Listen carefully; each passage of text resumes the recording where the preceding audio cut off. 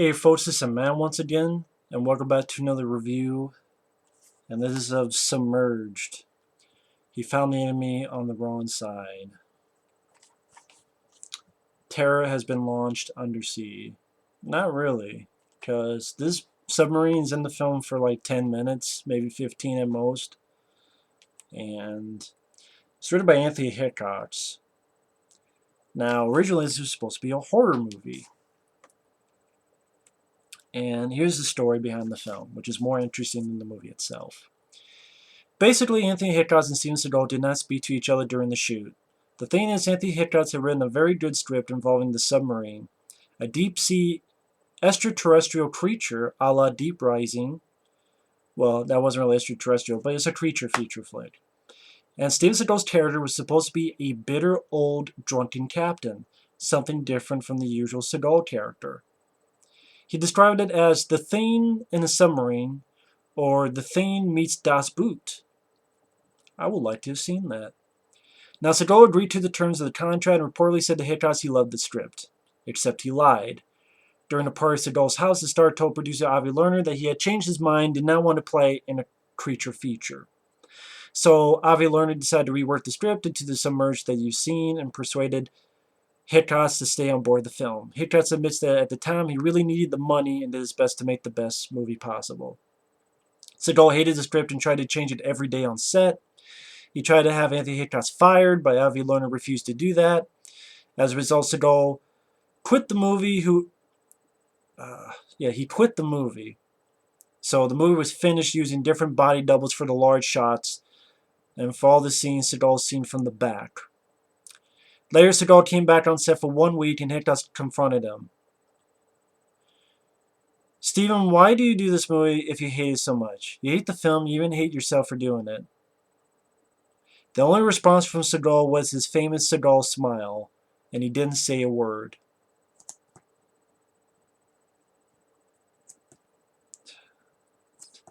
Years later, Hickox said in an interview for a French magazine that the only reason Seagal made the film was because he was paid $5 million. $5 million? I would never see $5 million in my life, and this guy, according to Hickox, Seagal doesn't even like movies anymore. He's just doing it for the money.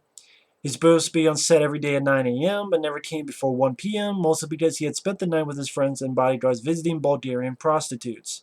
Then once he was on set, he ate dinner with his own personal cook, which always took about 2 hours, and fooled around with his bodyguards. Basically, Hickox and the whole crew had to wait for His Majesty to be ready.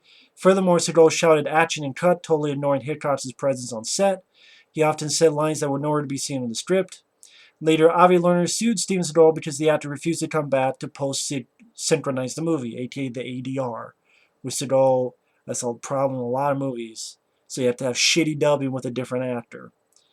So Hickox said he'd never make another film with Seagal.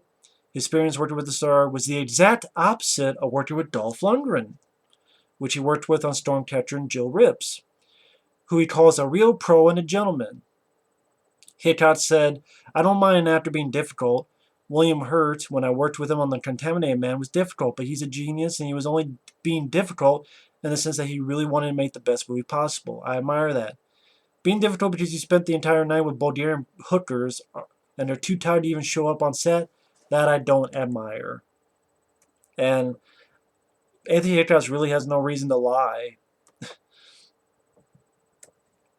And considering all the other direct-to-video Steven Seagal films have these kind of problems, I don't hear there's too many problems on Van Damme's direct-to-video films, or Dolph's direct-to-video films, or Michael Jai White's direct-to-video films. I only hear a lot of this shit for Steven Seagal direct-to-video films, which are the worst.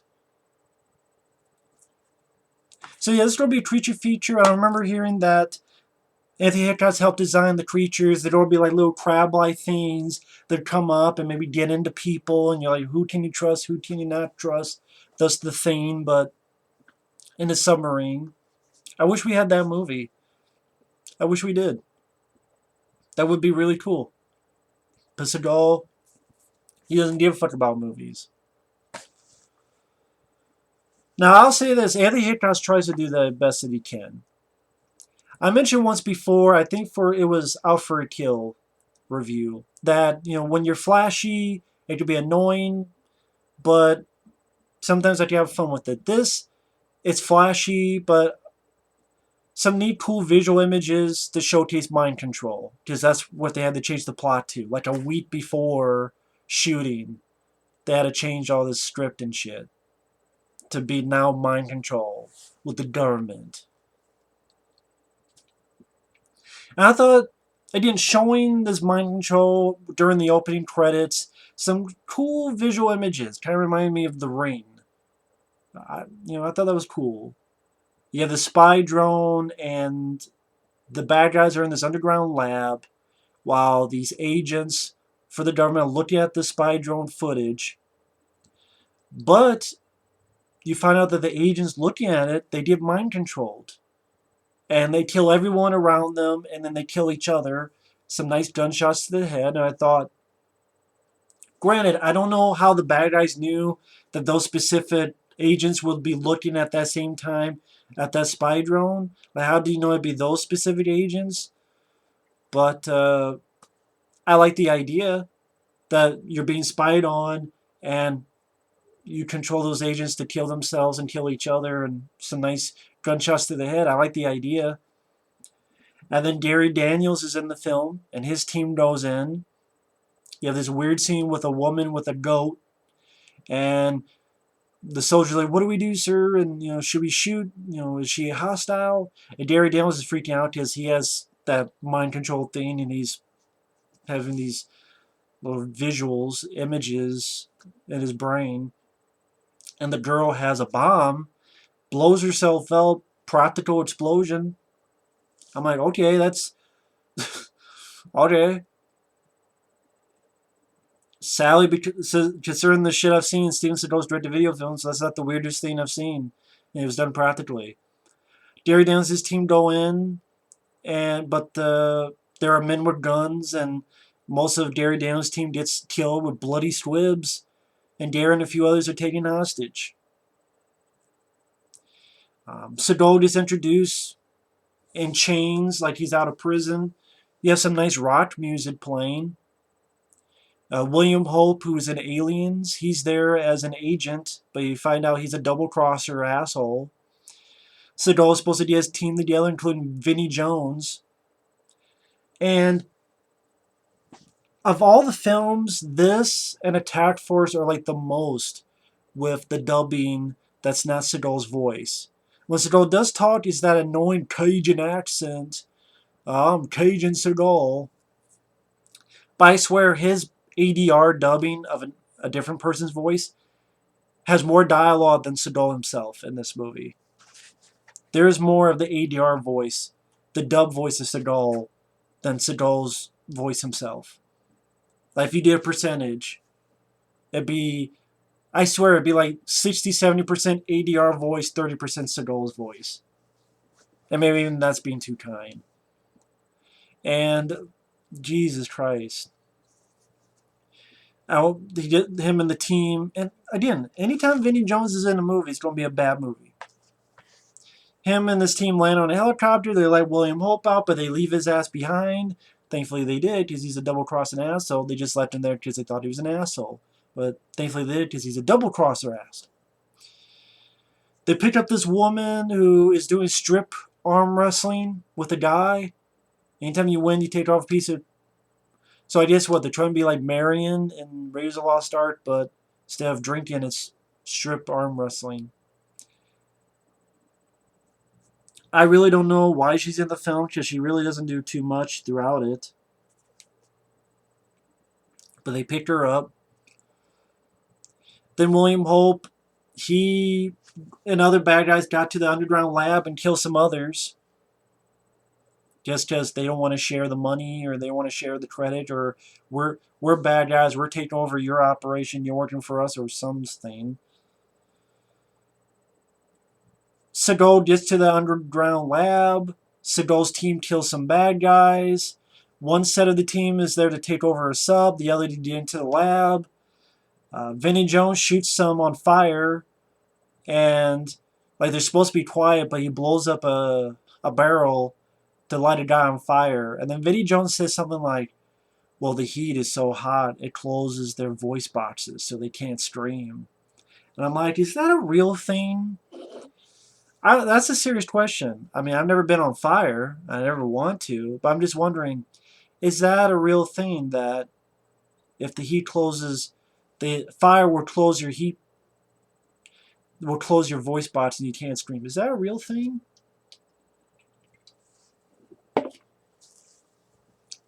I don't know. Seagal and his crew get to this underground lab, and one of the few lines Seagal says in his own voice, "There's some sit, what was it? There's some sit shit up here, alligator. You're not Cajun. Stop that shit." Or, "You get your white ass over here. You hear me?" Well, Seagal, I didn't know you weren't white, but you're telling another guy, "You get your white ass over here. You got me?" Vinnie Jones and the girl grab these guys like Gary Daniels and them, I guess thinking they're prisoners. I'm like, I thought they were there to rescue people. Just later on, they're like, wait, we're not rescuing people? They're who? But I thought that was the whole point of the door in the rescue. No, I guess they're in there to destroy the lab. That's what they're told first. And they grab these guys, I guess, as prisoners of battle, war, whatever. Anyway. You get a little extended action scene, which is kind of alright because it's in a big tunnel and you have a big tank and you have an army and shootout, some blood squibs and explosions. Seagal's punching through to throw this grenade in a tank and blow it up. Although you have a one shot where people are standing.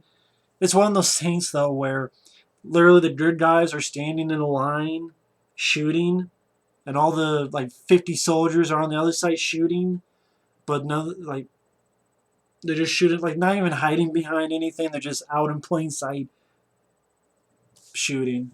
And you can tell it's not Seagal in that scene because the gun is right over the face. So for the double, to hide the double.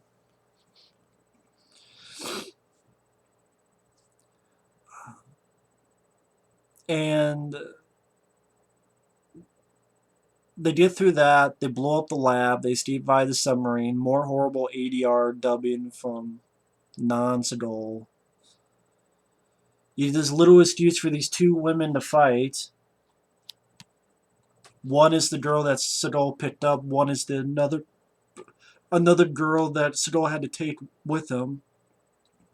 That works with the agency or whatever the fuck she works with. So this little excuse is, I guess they want to know who has the bigger clit. I don't know. For some fucking reason. And then Seagal, is asking, why am I chaining up good soldiers? And finally he gets the truth, because they've been brainwashed. And Gary Daniels' company has been brainwashed. And so they escape, they start fucking up folks in the submarine. Vinnie Jones fights some. And then Seagal and Gary Daniels fight. But apparently it was supposed to be a longer fight, and Gary Daniels was kind of excited for it. Then Seagal goes, nah, I don't want a big fight. I'm just going to do this, and then I'll kill you. And apparently Gary Daniels was very upset. I don't blame him, because it's fucking Gary Daniels. This is a guy that had fights with Jackie Chan in films like City Hunter. Long fights with Jackie fucking Chan.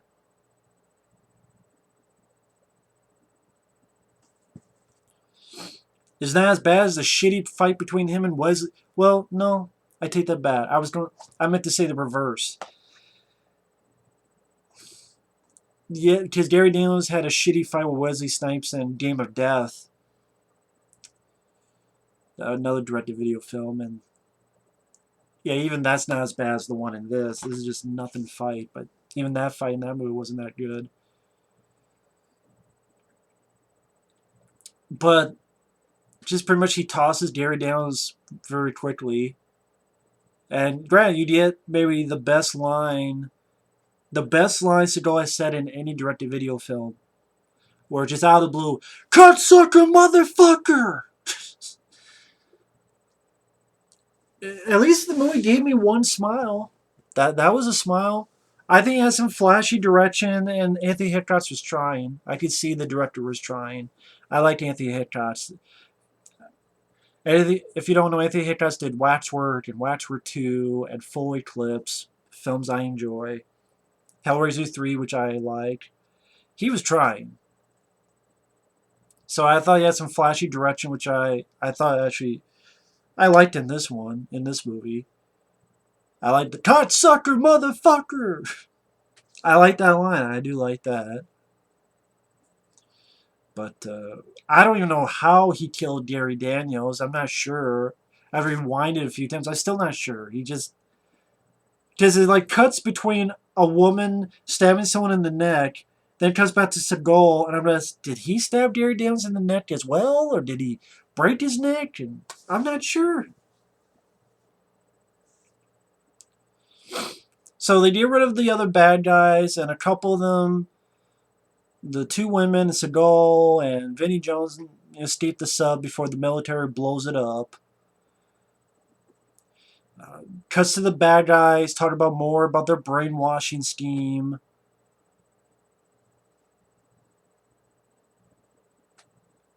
Seagal finds his one sniper, and the shot is like dizzying as fuck. I can't explain it. You just have to see the movie by what I mean by dizzying as hell. Tells someone to do your thing, and Vinnie Jones finds the sniper and beats the fuck out of him. Then this woman that has a knife to her neck, the one on the right, black woman, she gets kidnapped.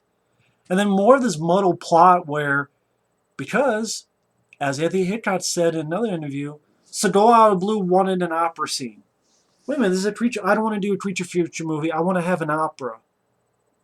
Just out of blue, I want to have an opera. So you have an opera scene where Seagal has to protect this guy from being shot. Vinnie Jones shoots the sniper. But then Vinnie Jones and some of the other Seagal's guys just killed by the assassins. Seagal, one of his buddies gets shot in the shoulder. The woman, she just get caught, like she's not killed. But Vinnie Jones gets killed. Seagal gets into a car. The bad guy scientist trying to get away in a helicopter, and Seagal drives his car into the helicopter. And I will give credit to this scene because he hits the front of the part of the chopper, and a real practical chopper is crashing into this building where other bad guys are at. Done with a real helicopter crashing to the building. Pretty impressive. I will say that sequence was pretty impressive. Pretty good.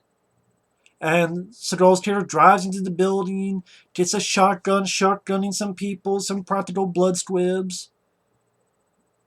But then, William Hope, he's been trapped by the other bad guy because they turned on each other. He throws the scientist guy onto this device and electrocutes him. Seagal fights this one guy by an elevator, puts a gun to his head and shoots, and brains get blown out the back of it. So you get some nice bloody stuff.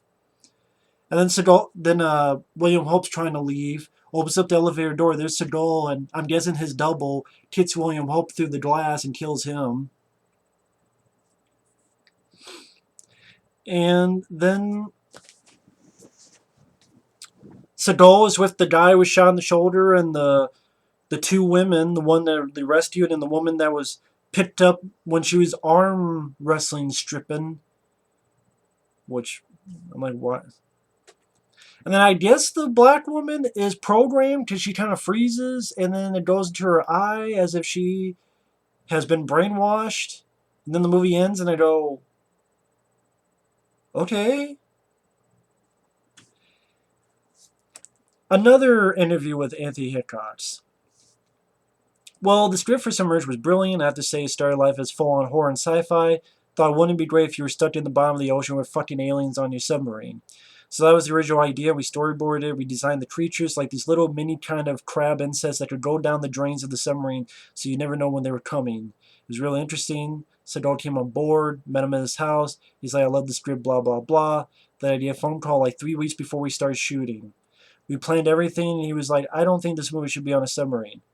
But it's called Submerged. And it's on a submarine. Yeah, but I want a big opera scene. But you're on a submarine. Yeah, well, I've decided I don't like aliens and I don't like monsters. So I don't want to be in a monster movie. And that's why he ended up like he did. We had no clue what we were doing, no script, and the whole mind control thing the final film made up the last week before shooting. It was a nightmare and I should have quit, but I needed the cash.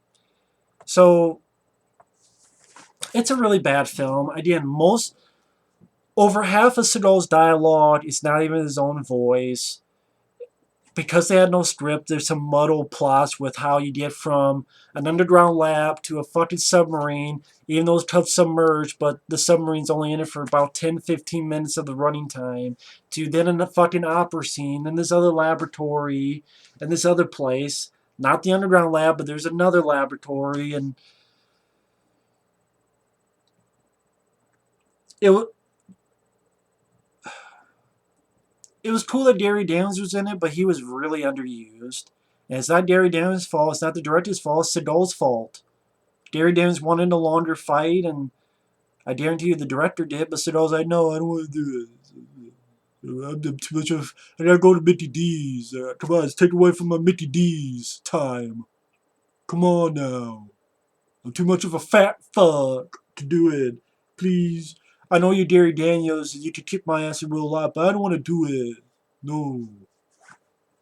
And by the way, that voice is Seagal's dub voice. So I can't even mimic Seagal. It'd just be his fucking dub voice. The other guy dubbing his voice coming out of my mouth. I would love to see that. If Seagal took his fat head out of his fat ass, I would love to see a horror creature feature with Seagal fighting and dealing with creatures in the submarine. That would be cool. Anthony Hickox hired me, I'll do it. I'll be in it. I'll get in shape. Fucking Seagal got paid $5 million, paid me $1 million. Pay me $500,000. Pay me $5,000. Hell, I'll do it for cheap. Might even do it for free. Tag me in, Anthony Hickox. Fuck. Fuck, I wish he would have taken that script and, well, I don't think he wanted Dolph. I mean, I don't think he wanted Steven Seagal. Hell, I wish he did that with Dolph Lundgren instead of Jill Rips. But even Jill Rips, it was supposed to be Tom Berenger, and then he was given Dolph Lundgren, so that wasn't even his choice either. But man, should have been like, no, fuck Seagal. Just let me work with Dolph again. Dolph would do it. He did Battle of the Damned with zombies and robots. That was fun. See, that was a concept that it needed a bigger budget and maybe a better director, but Battle of the Damned was at least fun. And Dolph, that's a fun movie.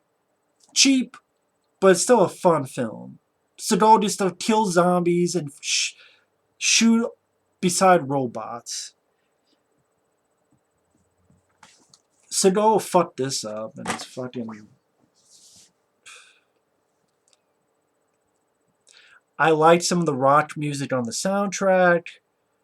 I liked some of the action scenes, especially that big helicopter, a real practical helicopter being pushed into the dam. Hell, there was that Hitman movie that came in theaters that had a helicopter going to a building. It was all done CGI, but they did this real practical on a shitty Steven Seagal direct-to-video film.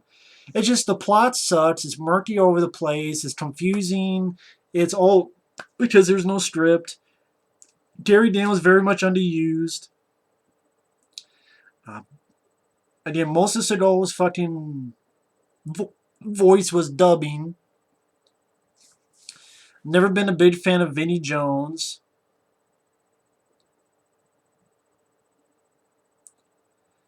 But I like some of the direction by Anthony Hickox. He tried the best he could.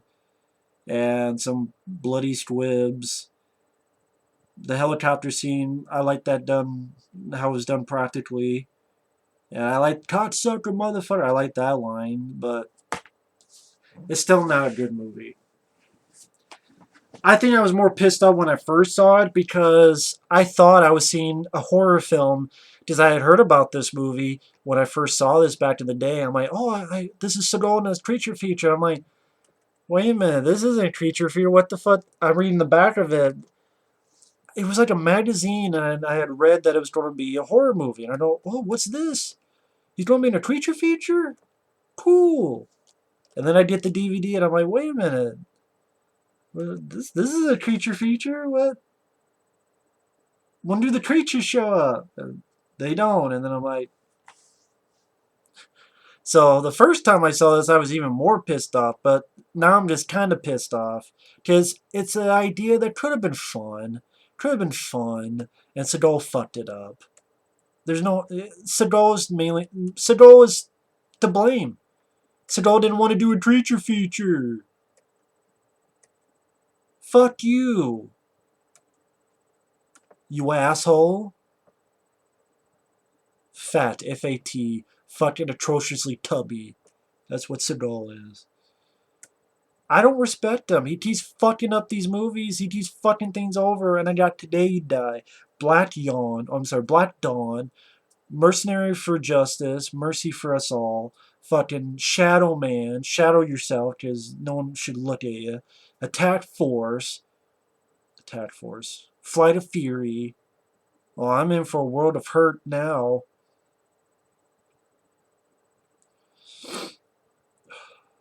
It's just what could have been, and that's really disappointing. That's what makes me mad about it. What could have been, what should have been, what might have been, if Seagal would have, tried. Try to do something different. If you wonder what that noise is, I was deleting some stuff off my computer. Trying to do more than one thing. Because if I think fully on this movie, I'd get more pissed off at what could have been. A creature feature with Seagal would have been fun. Directed by Anthony Hickox, who did Watcher 1 and 2. Cool. Full Eclipse. That's a fun werewolf movie. I reviewed that film long ago. But no, Seagal, they had changed the script. That's why it's a movie that doesn't seem like it knows where it's going, because it didn't. All that fucking dubbing. Again, I swear there's more dialogue from his alternate dubber than from Seagal's own fucking voice. Fight scenes are not really anything to talk about. A couple decent things doesn't save the movie. And that's Submerged. Thanks for watching. Take care. I'll see you later.